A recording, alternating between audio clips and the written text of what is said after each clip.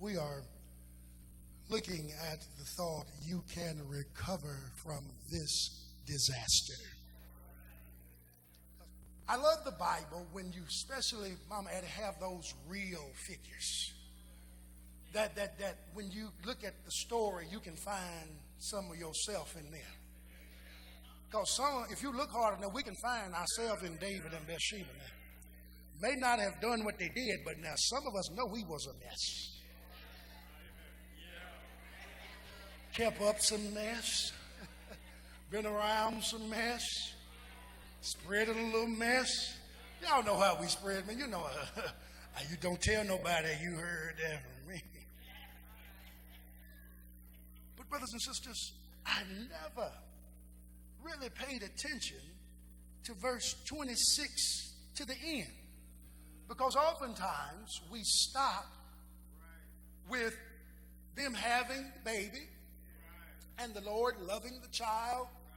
But there's something else that goes on in verse 26 that is phenomenal when you understand the story. It says, meanwhile, Joab fought against Rabbah of the Ammonites and captured the royal citadel. Listen to this. Joab then sent messengers to David saying, I have fought against Rabbah and taken its water supply. Now muster the rest of the troops and besiege the city and capture it. Otherwise, I'll take the city and it will be named after me. So David mustered the entire army and went to Rabbah and attacked and captured it. David took the crown from the king's head and placed it on his own head. It weighed a talent of gold and it was set with precious stones. David took a great quantity of plunder from the city and brought out the people who were there, consigned them to labor with saws and with iron picks and axes, and he made them work at brickmaking. David did this to all the Ammonite towns. Then he and his entire army returned to Jerusalem.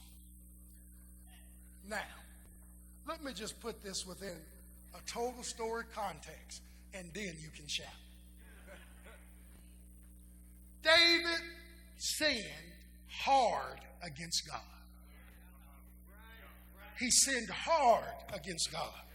In fact, he sinned so hard against God that the prophet Nathan goes to him and said, now the Lord has given you this, that, and that. He would have willingly given you this, that had you had fun, but you had to go out and do what you wanted to do. Nathan says you're a sinner and you ought to be ashamed that you sin. That's basically what I'm putting it in our own language. David, I've sinned, Lord. I've sinned against you. God said, I forgive you. The baby has to die, but I forgive you. Here it is. It goes, he and Bathsheba, now honored as his wife, have Solomon, whom the Lord loves. You came from a mess. You came from sin. You got to redemption. The Lord has blessed you. Now, go on over there and get the land.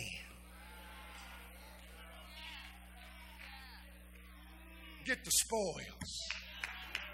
Go on and get it, and you can conquer it. Because see, now the favor of God is back on it. Y'all not hearing what I'm saying to you.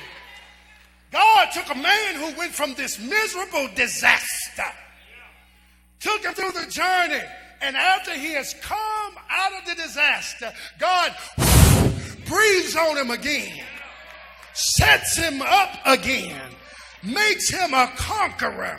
And here's all I could think about. Y'all not hearing what I'm telling y'all today. How many folk have been in a disaster? How many folk got some disaster going on? Might be financial, might be professional, might be educational, might be relational. Anybody know what I'm talking about in this church?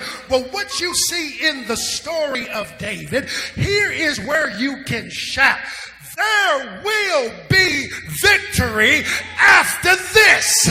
And what you get in the text is God gives him victory after he goes through his disaster. And if God can give David in the text victory after his disaster, do you not know that the disaster you might be experiencing is only for a season in your life? And there will be victory after this. There will be hope after this. There will be a breakthrough after this. Somebody better hear me in temple today. There will be a turnaround after this. Anybody believe it today? But you have got to go through the process just like David went through the process. But there is a hope. Somebody holler out after this. In fact, tell your neighbor there is victory after this.